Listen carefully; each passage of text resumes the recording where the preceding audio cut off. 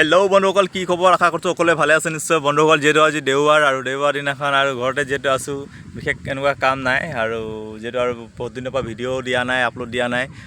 বৰ্তমান এতিয়া মই পিছফালে বাৰীখিনাত বহি আছোঁ। এয়া দেখিছোঁ গোটেই ধাননি পথাৰ একদম গোটেই ধান চান ৰুই দিলে আৰু গছেই গছ হৈ আছে। আৰু ধান গছৰ পৰা যিহেতু আৰু আমি অক্সিজেন পাওঁ, সেই গতিকে আৰু মই ধান গছৰ পৰা অক্সিজেন ল'বৰ কাৰণে আৰু বহি আছোঁ আৰু এই বতাহ খাই আছোঁ। বিশেষকৈ ধান গছৰ পৰা অক্সিজেন পায়, তোমালোকে এতিয়া বহুতে নাজানিব পৰা।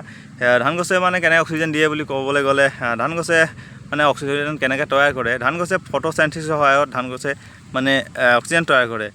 ধান গছবিলাকে সূৰ্যৰ পোহৰ ব্যৱহাৰ কৰি বায়ুৰ পৰা কাৰ্বন ডাই অক্সাইড আৰু মাটিৰ পৰা পানী লয় আৰু তাৰ পাছত ইয়াক খাদ্য গ্লুক'জলৈ ৰূপান্তৰিত কৰে। এই প্ৰক্ৰিয়াৰ সময়ত অক্সিজেন উৎপাদন হিচাপে নিৰ্গত হয়, যিটো ধান গছবিলাকে বতাহত উৰুৱাই দিয়ে। সেইটোৱে আমি অক্সিজেন পাওঁ। আৰু তোমালোকে গম পালাই ধান গছে কেনেধৰণৰ অক্সিজেন তৈয়াৰ কৰে আৰু কেনেধৰণৰ অক্সিজেন দিয়ে। আৰু তোমালোকে যদি আগতীয়াকৈ জানা তেতিয়া কমেণ্টত জনাব পাৰা। যদি মোৰ অকণমান ভুল হৈ গৈছে তোমালোকে শুধৰাই দিব পাৰা। আৰু এইটোও তোমালোকে জানা যে চবচে বেছি অক্সিজেন দিয়া গছ পিপল, নিম গছ আৰু বৰগছ, এইবিলাকে চবচে অধিক মাত্ৰাত মানে অক্সিজেন দিয়ে।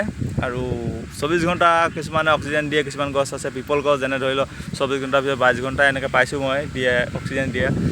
আৰু এনেকুৱা বহুত গছ আছে। আৰু আমাৰ এইখিনি জেগা অক্সিজেনৰ কোনো কমি নাই, দেখিছে গোটেই গছ হৈ আছে, হাবি এইফালে গোটেই। তোমালোকক যদি কাৰোবাক লাগে অকণমান অক্সিজেন মই দিব পাৰিম, কমেণ্টত জনাব পাৰা। আৰু বৰ বিশেষ দীঘলীয়া নকৰোঁ ভিডিঅ'টো, তোমালোকে গম পালাই আৰু ধান গছৰ পৰা অক্সিজেন কেনেধৰণৰ পোৱা যায় বা কেনেকৈ পোৱা যায়। ফটোচিনথেসিছৰ সহায়ত অক্সিজেন পোৱা যায়। তোমালোকে গুগলত কৰি মাৰি চাব পাৰা বা তোমালোকে জানা যদিও ক'ব পাৰা কমেণ্টত। আৰু এইবিলাক গোটেই গছে আছে। তো বৰ বিশেষ দীঘলীয়া নকৰোঁ অকল ভিডিঅ'টো, পাৰিলে চেনেলটো ছাবস্ক্ৰাইব কৰি দিবা, লাইক এটা মাৰি দিবা। তো আজিলৈ ইমান ধৰণৰ পেলাইছোঁ। Tata, bye bye.